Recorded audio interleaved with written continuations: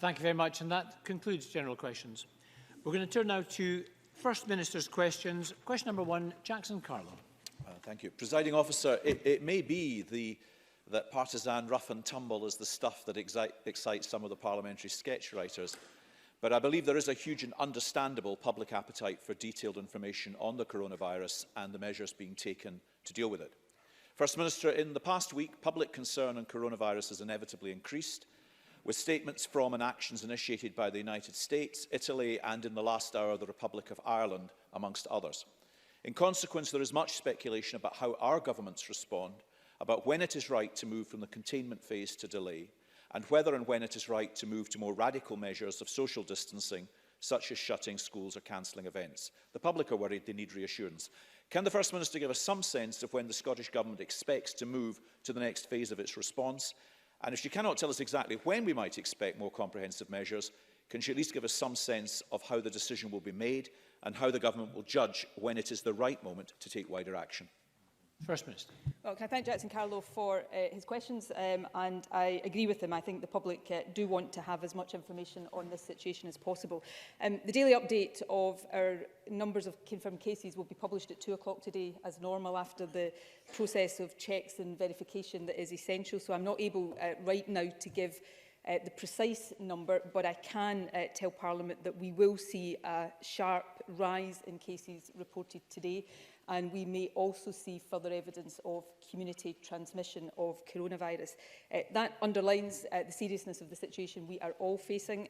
The Health Secretary and I and our Chief Medical Officer will participate in the COBRA meeting that the Prime Minister will chair early this afternoon. Amongst the issues for discussion there will be the move from the contain phase to the delay phase. My view is the time is now right to do that, and I would expect that the 4 UK nations will reach an agreement on that this afternoon.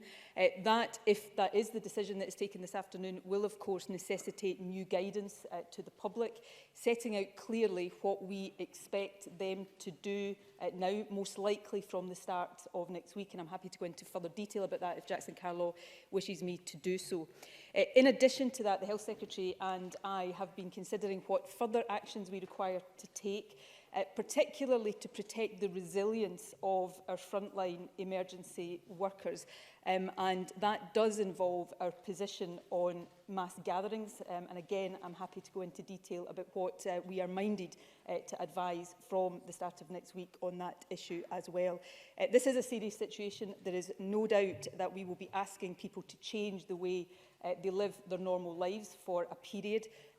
But people must understand the purpose of that is not to take away this challenge, because unfortunately we are not able to do that, but it is to seek to manage it in a way that delays the spread, reduces the peak impact, which is important for our National Health Service, and crucially to take action that will, as best we can, protect those that we know are most susceptible to developing serious illness. So these are the steps we will take, and there'll be a number of issues there that Jackson Carlo will wish, I'm sure, for me to go into further detail on.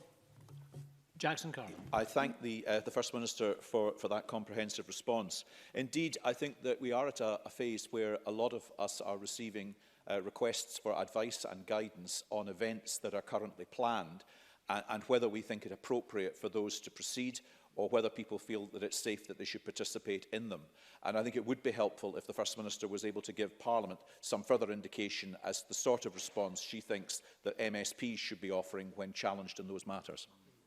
First Minister. Well, can I address the issue of mass gatherings directly at the moment? And can I be clear at this stage? Of course, I am speaking for the Scottish Government, and it is for other administrations to reach their own position, although I will obviously be very interested in the views of other administrations at the COBRA meeting this afternoon. Let me be clear on one thing, and I've said all along that it's important that we are informed by the scientific advice, and I think that continues to be the case. The scientific advice is telling us that cancelling mass gatherings will not in itself have a significant impact on reducing the spread of the virus. Of course, that does not mean it will have no impact on that. But the view that the Health Secretary and I have come to is that there are wider issues to take account of here. Mass gatherings require to be policed. They require to have emergency ambulance cover. They require the services of our voluntary health services. And at a time when we need to be reducing the pressures on these frontline workers in order to free them up to focus on the significant challenge that lies ahead, I do think it is inappropriate that we continue as normal. So the Health Secretary and I this morning have decided that we are certainly minded, and this is a decision we will seek views on from others at COBRA, but we are minded now that we will advise the cancellation, also from the start of next week, of mass gatherings of 500 people or more. And that is principally to protect the resilience of our frontline workers, and we will continue to take other decisions in collaboration with the other nations of the UK around issues like schools in the future, but driven very much by the scientific advice. Jackson Carlo.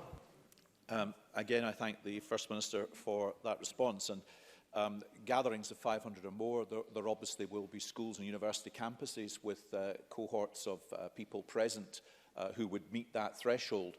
And I imagine there will be an instant question in the minds of many other organisations as to what the implication of that recommendation would actually be, which of course we would support. So it would be helpful to have an understanding of that. Also, I mean, concerned with the resilience of our frontline NHS, the Chancellor announced measures yesterday. I'm sure the First Minister will confirm that any consequentials coming for that and any monies besides that that are required will be going directly to our NHS.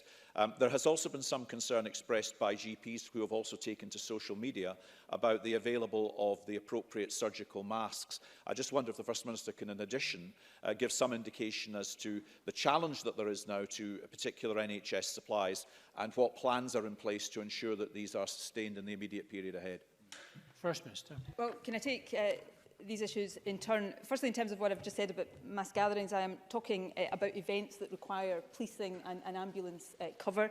And I'm being very clear that this is a decision that we are basing on resilience issues, not simply on the action that we require to take to reduce the spread of the virus. And I think it is important that we recognise that these decisions have to be informed by the science, but there are wider implications that we all have to be mindful of. Our emergency services, like all parts of our workforce, are likely to suffer from higher than normal sickness absence rates in the weeks and months ahead, and our NHS in particular will be under significant pressure. So it's important that we protect that resilience as much as possible and reduce any unnecessary burden on these frontline workers at this stage.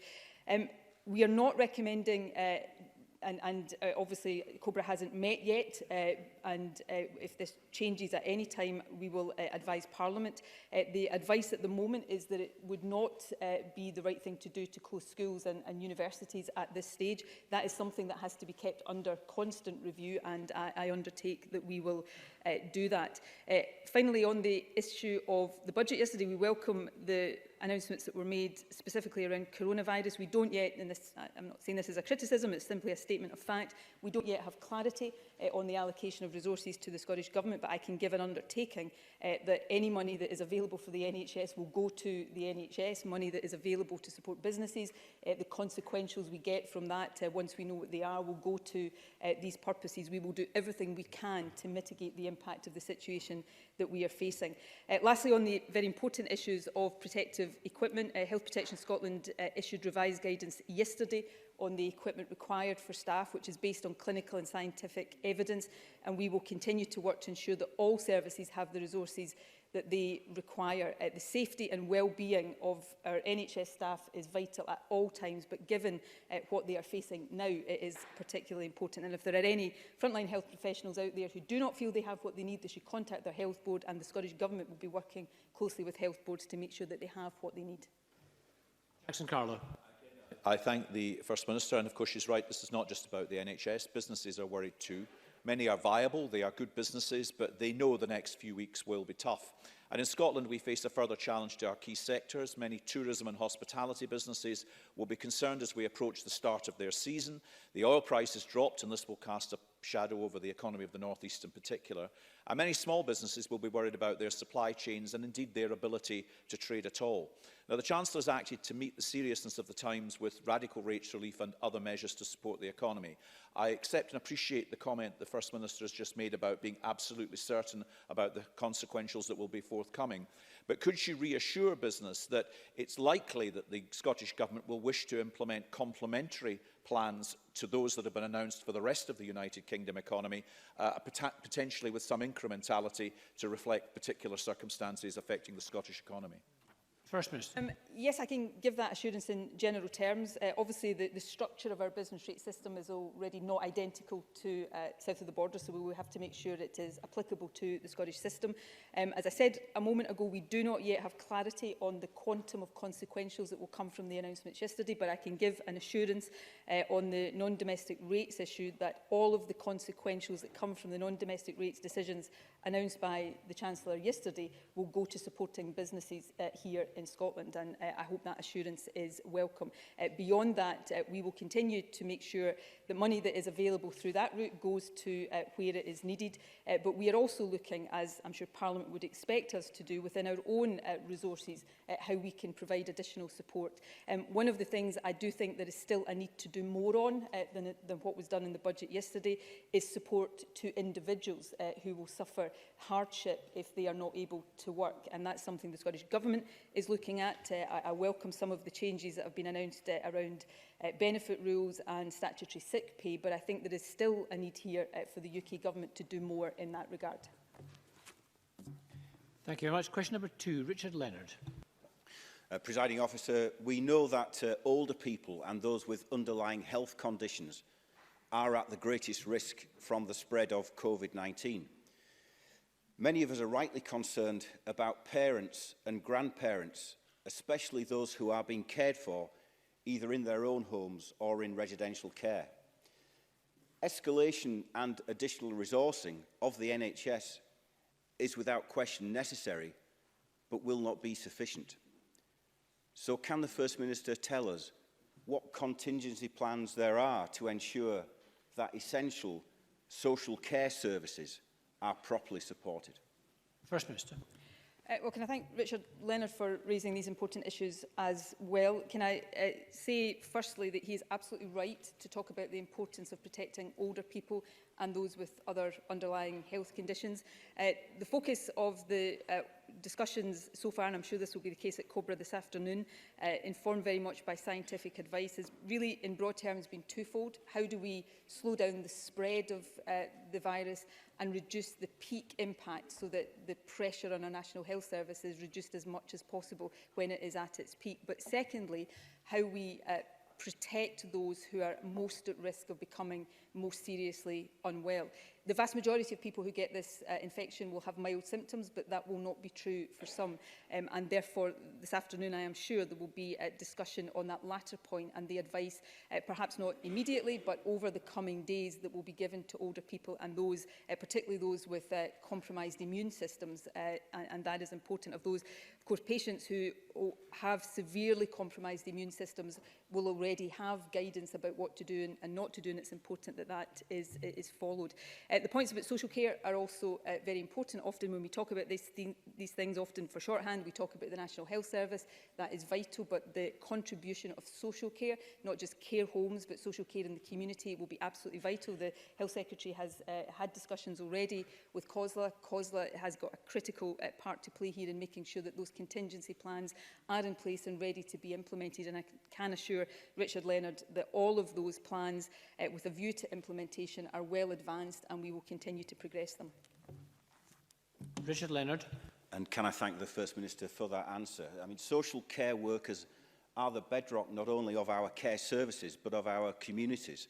And we know from the Scottish Government's own Fair Work Convention that 83% of this workforce are women. That more than 1 in 10 of social care workers are on 0 hours contracts, that 1 in 5 are on temporary contracts, and that their average pay is less than £10 an hour. And yet they are on the front line in the battle with the onset of the COVID-19 pandemic. So alongside our health service workers, they need our unwavering support. First Minister, following yesterday's budget statement, what additional resources does the Scottish Government plan to allocate to social care? And given the complexity of the commissioning and contracting system, how will you ensure that any additional resources find their way through to support and protect those workers who are on the front line? First Minister. Well, can I genuinely try to be as helpful as possible on the resources question here? As I've just said to Jackson Carlow, there were helpful announcements made in the budget yesterday. This is a simple statement of fact. We do not yet know the quantum that will come to the Scottish Government, whether for domestic, non-domestic rates, assistance, or indeed for the National Health Service, nor do we know yet the basis on which that funding will be allocated. I hope we get clarity on that soon, and I absolutely give a commitment, firstly, to passing on all of that that is intended for health or social care to health and social care, and to being transparent in updating Parliament as soon as we have the detail of that. We will also, of course, we've just set our budget, and the budget involved additional resources for health and social care, but we will be looking across our budget at ways in which we need to change what we're doing and how we're doing it to support the efforts to deal with this challenge in the weeks ahead. The final point I would make on resources, which relates to the question about commissioning, it will absolutely be the case that we will be allocating additional resources in particular areas and perhaps not using the usual methods of allocating in order to make sure that the money gets exactly where it is needed. Finally, on the point about the social care workforce, which I absolutely agree with, and the points about 0 hours contracts and insecure employment really feed into and underline the comment I made earlier, that I think we still need to do more to support individuals who will end up in hardship because of this situation. But in terms of the social care workforce in particular, the discussions we're having and the plans we're looking at do involve very quickly looking at ensuring additional training for that workforce, making sure they have the equipment and any kit that they need to deal with the very different challenges they're going to be dealing with. In summary, Presiding Officer, we are going to face a significant challenge in the weeks and months to come. There is no getting away from that. A significant number of us are going to get this infection. You cannot make a virus like this simply go away. The challenge and our responsibility is to manage that as best we can, doing the things I've already spoken about, giving the right advice to the public and supporting to the best of our ability those who are on the front line. And I give an assurance to Parliament that that is what I, the Health Secretary, and the Government as a whole is absolutely focused on. Richard Leonard. And can I thank the First Minister for that commitment as well. Donald McCaskill of Scottish Care reminded us this week that how we treat our older people and how we respond to COVID-19 will say a lot about what kind of society we are.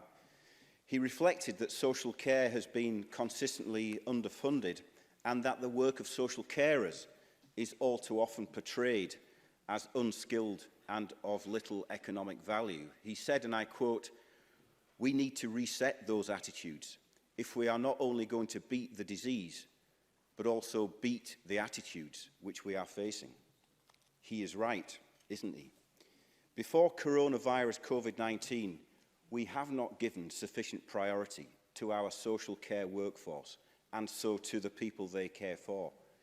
With COVID-19, we now need to reset our priorities as a society.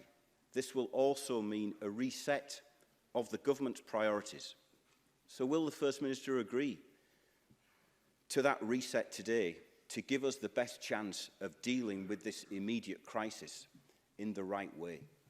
First Minister. I'm going to genuinely try and find consensus rather than division in my answers to these questions, because I think they are important and I think they are to a very large extent valid. I don't agree that we haven't been prioritising social care. I do think there is more to be done there, but through the work we have been doing in integrating health and social care, increasing resources going to social care, shifting the balance from health to social care, that is not work that is completed, but it is work that is ongoing, and I think it is really important that we continue and accelerate that. So, you know, in that sense, I would agree with Richard Leonard on the importance of that.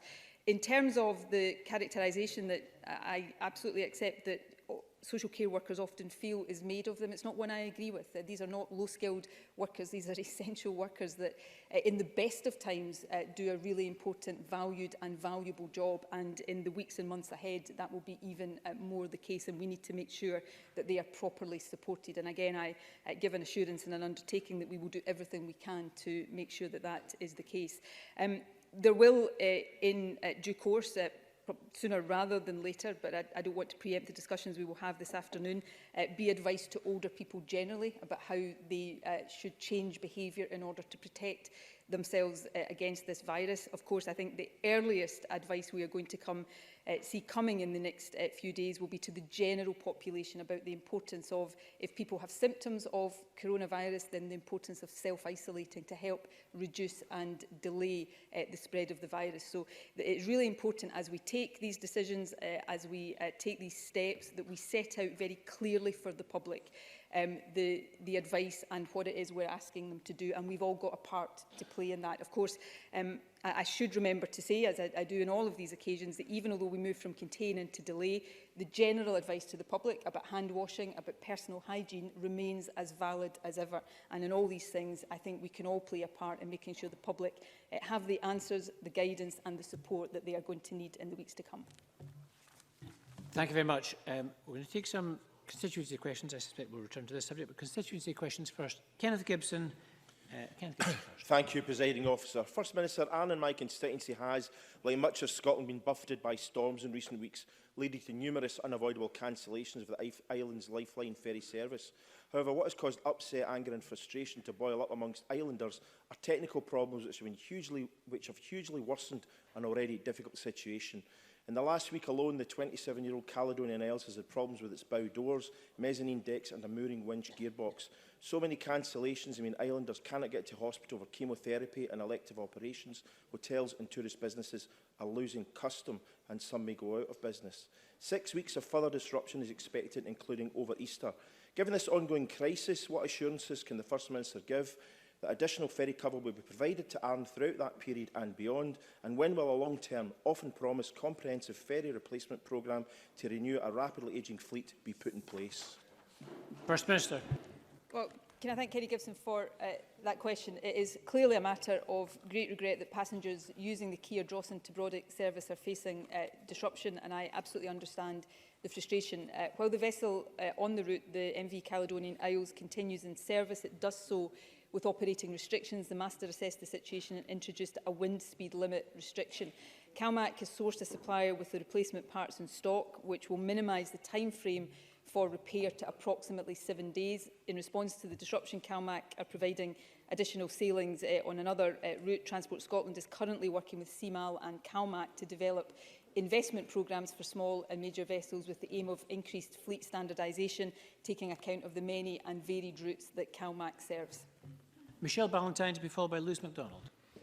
Thank you, Presiding Officer. As the First Minister will know, by 2022, 88,000 cars will use Edinburgh City Bypass, many of these passing through Sheriff Hall roundabout. Sheriff Hall provides the main route for many Borders and Midlothian residents to access the capital and forms a key axis for public transport and the Edinburgh and South East City deal. In 2017, a much-needed flyover was announced, welcomed by many in the south of Scotland. Now we learn that this may be delayed following budget discussions.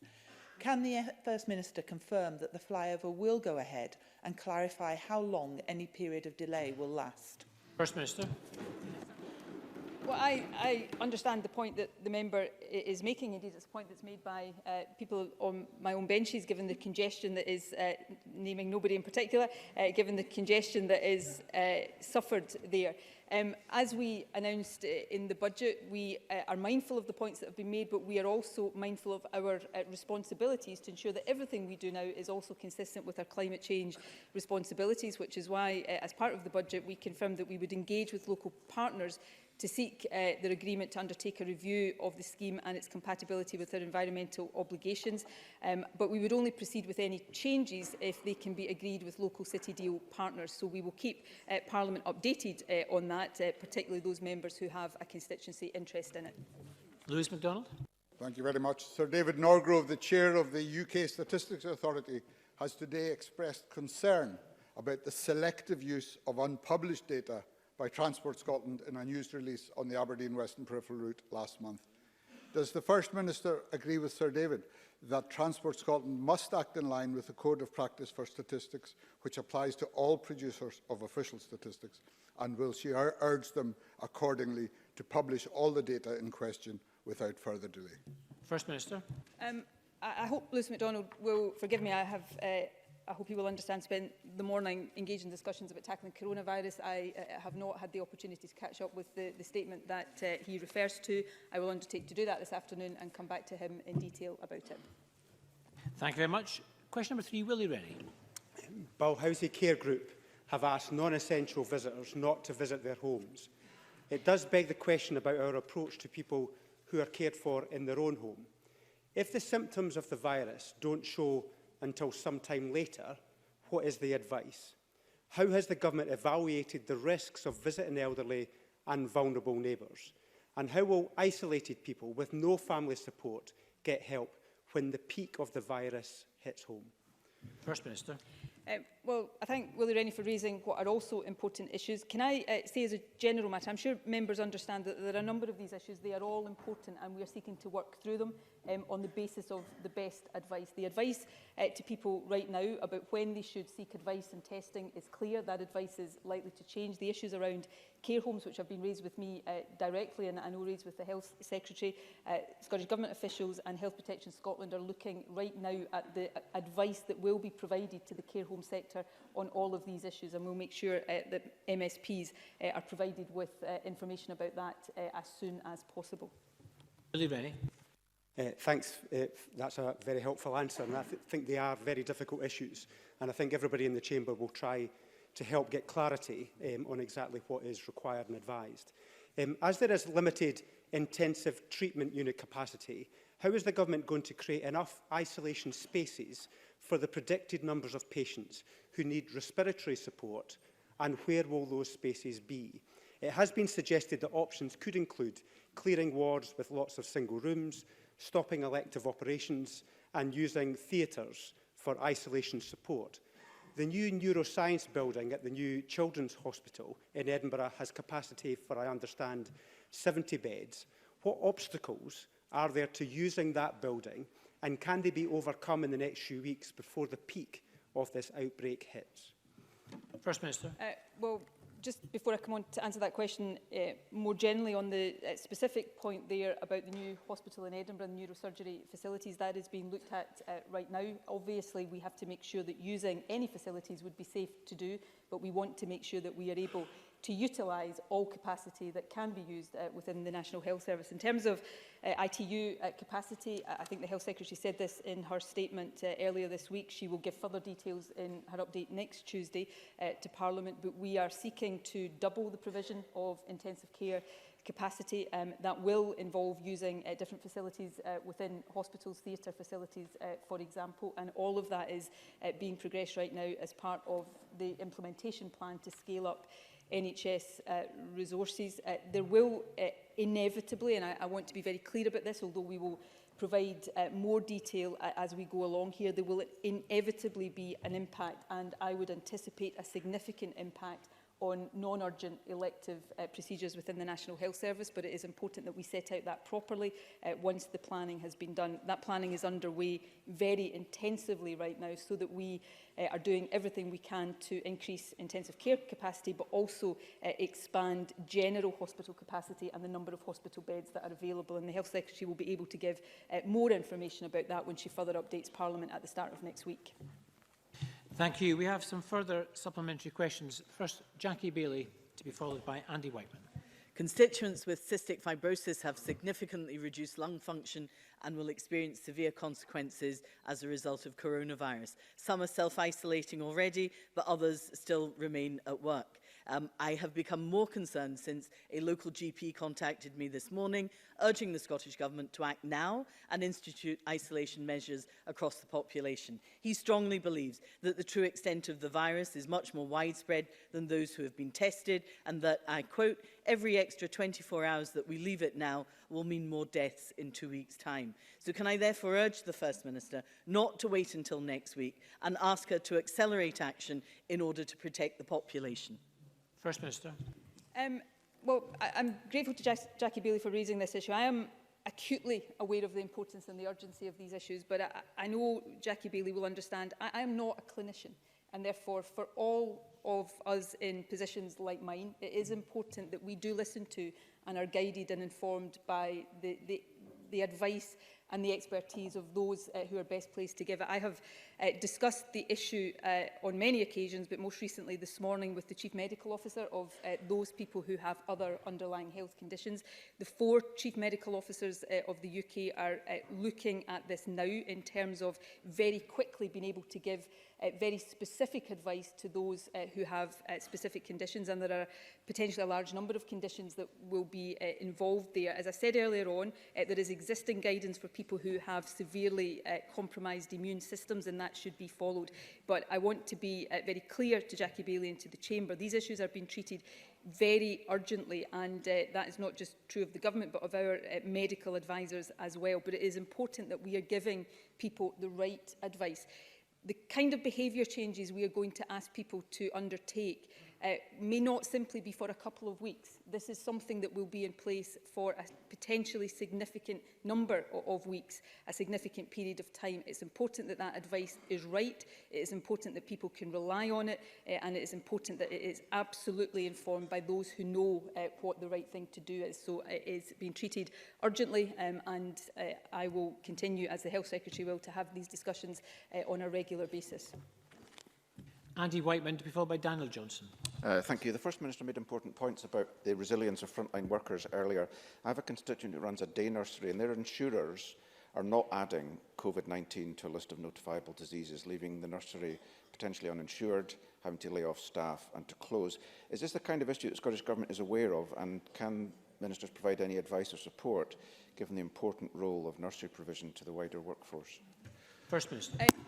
Yes, we are aware of issues relating to insurance, not just in daycare nurseries, but more generally. It is an issue the Scottish Government and indeed the UK Government will be intending to try to get further clarity on, and of course encouraging insurance companies, as we will encourage businesses, to be as flexible as possible. And again, this is an issue we will endeavour to keep members across the Chamber updated on. Daniel Johnson.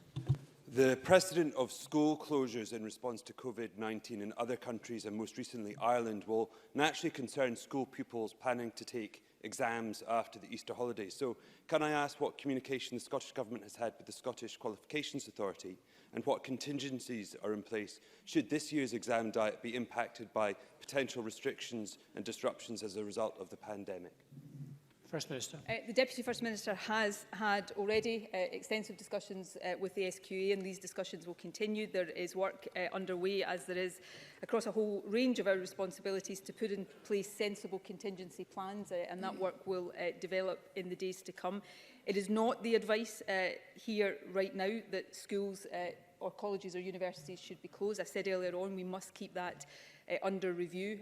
The advice, and I'm summarising and generalising here in the interest of time, but in relation to schools in particular, some of the advice relates to if schools are closed, then children will inevitably gather together in less formal settings, which may actually be more of a risk in terms of infection spread than being in schools encouraged to use proper hand hygiene practices. So that's the advice right now, but we will continue to keep all of these things under review, informed, of course, by the experts that we're seeking advice from. And Christine Graham. Thank you very much, Presiding Officer. I should declare an interest as a member of the Justice for Megrahi campaign. Does the First Minister agree with me that the referral by the Scottish Criminal Cases Review Commission of the conviction of Abdelbasit Al-Megrahi back for appeal to the High Court on the grounds of unreasonable verdict and non-disclosure of evidence by the Crown will at long last, after decades, allow the court process in Scotland to be exhausted, whatever the outcome of that appeal? First Minister. Well, can I say, firstly, that my thoughts are very much with those who lost loved ones on that dreadful evening more than 30 years ago. I think the strength and compassion that they have shown has created a legacy of friendship and ensured that the memory of those who died will live on. The Scottish Criminal Cases Review Commission, of course, play a critical role as part of the checks and balances in our justice system. They have completed a comprehensive investigation and decided it appropriate to refer the conviction of Al-Megrahi back to court. The member will, of course, appreciate that the Scottish Government will not comment on the specifics of the case. It will be up now to Mr Megrahi's family to decide how to take forward the appeal. But I have every every confidence in Scotland's justice system in dealing with the case. We've always been clear that Al-Megrahi was convicted in a court of law, and that a court of law is now and always has been the only appropriate forum for determining his guilt or innocence. In that respect, I think I do agree with Christine Graham. Thank you very much. Question number 4, Bruce Crawford. Thank you, Presiding Officer. To ask the First Minister what the Scottish Government's response is to the UK budget. First Minister. We were pleased to see the UK budget respond to the economic impact of coronavirus, which is one of the most important challenges facing both the Scottish Government and the UK Government, although, as I've said already, we don't yet have clarity on exactly what that means for Scotland. The Barnett consequentials otherwise announced in the UK budget are in line with the assumptions that underpinned the Scottish budget and budget bill passed by the Scottish Parliament last week. While this is welcome, and it is welcome, our resources budget is still, of course, lower in real terms than it was at the start of the decade in 2010-11. Bruce Crawford. I thank the First Minister for her answer. Does the First Minister agree with me that the coronavirus emergency will be the most challenging situation for the people in Scotland since the establishment of this Parliament? In his budget statement yesterday, the Chancellor announced a number of measures in response to the emergency. In regard to the £5 billion Emergency Response Fund for the NHS and the public services, which is very welcome, what consultation has the UK Government had with devolved governments in regard to this fund? What discussions have taken place about how this fund will be allocated? How soon will the money from this fund find its way into the NHS? And does the First Minister agree with me that this money needs to get into the NHS as early as possible to help to protect and care for people in Scotland who are very deeply concerned about the impact of the coronavirus? First Minister. Yes, I do agree very much with Bruce Crawford that it is important that we get this money to where it is needed most as quickly as possible. In answer to his specific questions, I'm not aware of any prior engagement with the devolved administrations on the £5 billion emergency fund. As I've said earlier on, we have not yet received confirmation on the associated funding for Scotland, and I would repeat, this is not a criticism. Governments across the UK are incredibly busy working to address this situation. We have been liaising with the Treasury to secure assurances on the funding implications for Scotland, and clearly the position does need to be resolved urgently. I'm very clear that all exceptional consequentials related to coronavirus will be spent to protect individuals, our public services and wider society. Donald Cameron. Thank you. And in a similar vein, yesterday's budget, as others have noted, announced a significant package in relation to coronavirus and business. The Scottish Chambers of Commerce have spoken about the urgent need to invest extra funds into business support and boosting the economy. Does the First Minister acknowledge the need for rapid assistance to business? And even if there is some uncertainty around the precise figures, can she give any details of what type of support will be given to business and workers in these circumstances? First Minister. Well, I've already given a commitment today, which I hope is a welcome one, that every penny of these consequentials that are intended for business will go to business. And we will look at the specific needs of business. We'll have some discussions with the business community about what is best. But broadly speaking, the types of support that was announced yesterday in the budget would be the support that we would want to see replicated here in Scotland. We may have some differences depending on the views of businesses and the circumstances that we face here. I want to be in a position of giving greater clarity on this as quickly as possible. I cannot give the clarity that I don't have from the Treasury. I hope that clarity comes soon. I have no reason to expect that it won't, and when it does, we will pass that on to those involved. I do think we need to see more action, both from the UK Government and indeed from the Scottish Government, to help individuals as well as businesses. And as I think I've said previously in today's session, we are also looking within our own resources at what additional steps we can take to provide help, particularly for vulnerable people. And these will be amongst the many matters that we keep Parliament updated on in the weeks to come. Question number 5, Peter Chapman. Thank you, Presiding Officer. To ask the First Minister for what reason Abellio, ScotRail and Serco are to be given a reported £103 million in additional public funding despite not meeting their targets. First Minister. The Abellio, ScotRail and Serco Caledonian Sleeper forecasted payments for next year are in line with both current franchise agreements. These are contracted amounts between the Scottish Government and the franchisees. The increase in franchise payments take account of many factors, not least that we are funding 9% more ScotRail services compared with the start of the franchise, and that the payments include changes to track access charges to the nationalised network rail determined by the Independent Office of Rail and Road. The Scottish Government is still required to use the flawed franchise system because previous UK governments have failed to reform the structure of the railway industry. The conclusions of the Williams Review of the railway industry, promised for autumn 2019, are still awaited. Peter Chapman. I thank the First Minister for her answer. However, I note that this 103 million equates to a 25% increase in subsidies compared to last year, to a very substantial £520 million. Fare prices up, delays up and cancellations up. It seems mind-boggling that a company can be rewarded so lucratively for failing to deliver its core service.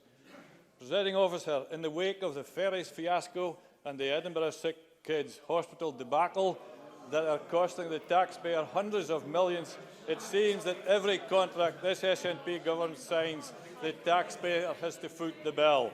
Isn't this just a further example of another incompetent contract the Scottish Government seems to be so adept at signing? First Minister. No, is the short answer. Look, the characterisation of this by the member is just downright wrong, and it fails to take account of some of the factors that I set out in my initial answer that lie behind this increase in payment. I'll repeat some of them again. 9% more ScotRail services that we are funding compared to the start of the franchise, and of course the changes to track access charges that are not determined by us but by the independent ORR, the Office of Rail and Road.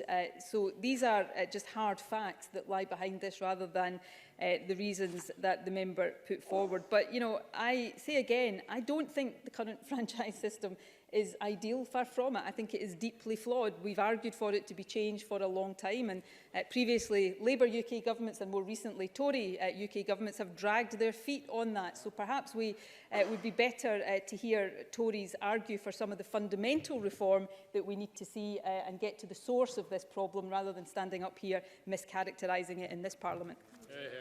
Question number 6, Pauline McNeill. To ask the First Minister what the Scottish Government's response is to comments by Scottish Women's Aid that victims of domestic violence face being put on waiting lists of up to 6 months before they can access services. First Minister. Well, there are still far too many people who experience domestic abuse and they should not have to wait to receive support. We, as a government, are looking very actively at this issue. The Minister for Older People and Equalities visited Dundee Women's Aid on Tuesday of this week, where she heard about the impact of domestic abuse and the role of frontline services in aiding women and children's recovery. Last month we opened our new £13 million Delivering Equally Safe Fund for applications, and that fund is there to specifically support organisations involved in this work. In addition, alongside COSLA, we are reviewing how these services are funded in future because we all want those experiencing the pernicious harm of domestic abuse to have access to the support that they need and to have access to that support when they need it. Pauline McNeill. Thank you for that answer. The First Minister will be aware there were 60,000 incidents of domestic abuse last year, and it's a rise of 2%. The Scottish Women's Aid supports more than 1,000 women and children across the country on any given day. The vast majority of those women's aid groups operate waiting lists of up to 6 months, and half of those services are forced to operate a waiting list for refuge spaces. And the First Minister, I know, is only too aware that that's women and children fleeing from their own homes to be safe. I'm pleased that the First Minister has said that there will be a review of the funding. And this Parliament, both Labour and the SNP, have a good record, I think, on domestic violence issues. And in view of that, would the First Minister be willing to consider, and of course the Minister, Christina McKelvey, setting up an emergency fund as part of that review to help eliminate waiting times, but to focus on the refuge services to help women fleeing violence? Minister.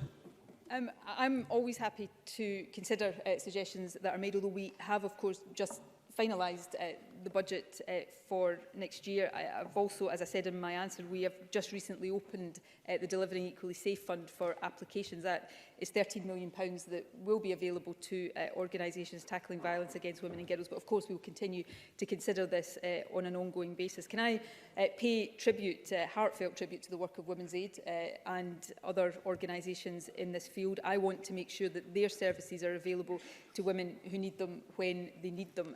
We since 2015 have invested over £80 million in work to tackle violence against women and girls.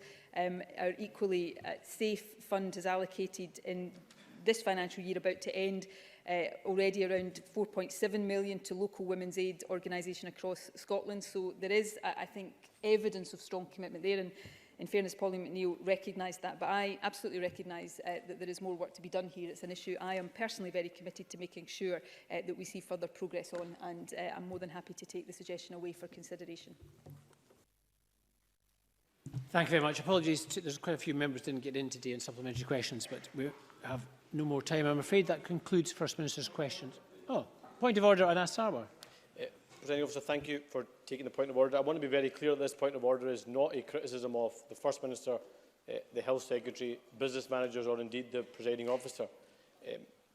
We all accept the seriousness of the coronavirus and the implications it has for our constituents. I'm sure all members will have received communications with people who have concerns around the coronavirus. I think there are a number of questions that members would probably legitimately want to raise with either the First Minister or with the Cabinet Secretary for Health. And I know that both the Health Secretary and the First Minister will want to answer those questions as best as possible in this chamber. Will there be an opportunity to have those questions raised in this chamber? Because just one practical example, I've been communicating with a group of 150 GPs from the west of Scotland covering Glasgow, Lanarkshire and Renfrewshire, who are saying that despite promises of receiving protective equipment and materials to their GP practices to help protect those that will deliver our primary care, no such equipment apart from paper masks has yet been received. I know that's something that would be of concern to both the First Minister and the Health Secretary. So issues like that, I think, are legitimate concerns that members would wish to raise considering the significance of the coronavirus. I seek your guidance on what opportunity may be to raise those concerns. Thank you very much, Mr Sarwar. Can I say thank you for that important point? We did change business. There was a statement scheduled for this afternoon, and unfortunately we had to change business at the very last minute when we came into the chamber at 11:40. The main reason for that is that the COBRA meeting this afternoon, as I understand it, has been delayed. I recognise there is a huge amount of interest. I made that point myself when we started business. I tried to take as many questions on this subject at FMQs, and the First Minister and the leaders also similarly addressed this issue. I suggested, as we started business, that the business managers and the chamber team get together over lunchtime just to discuss whether it is possible to add, for example, an emergency statement at the end of the day today. I noticed the Cabinet Secretary, Jean Freeman, was actually nodding in agreement at that point. However, I'm also aware that the government is not in charge of the timetable and the COBRA meeting might go on indefinitely. The First Minister, I could see, also was indicating wishing to add something there, First Minister. Presiding Officer, I'm at the service of the Parliament, as is the Health Secretary. We don't know how long the COBRA meeting will last this afternoon, but we'd be happy to come back to the chamber later on. But more generally than that, the specific issue that Anas Sarwar raised, we are aware of and are already following up. Any issues that members are having raised with them, they should feel free to come to us immediately, and we will follow up as best we can. And in terms of presence in the Parliament, that's for the Business Bureau, of course, to decide. But the Health Secretary and I will make ourselves available as flexibly as possible to answer as many questions. Indeed, the Health Secretary is happy to speak to any members of the chamber outside the meetings of the Parliament as well. Can I thank the First Minister for that response? Just conscious that we don't want to keep the Health Minister away from the COBRA meeting when that's possible. However, we'll consider this over lunchtime and we will come back to the chamber with information. Now, we're going to move on shortly to a members' business debate in the name of Jamie Halker-Johnson, but there's a number of members, ministers and the public gallery which will need to change seats, so we're going to have a short suspension, just a short suspension, before we move on to members' business.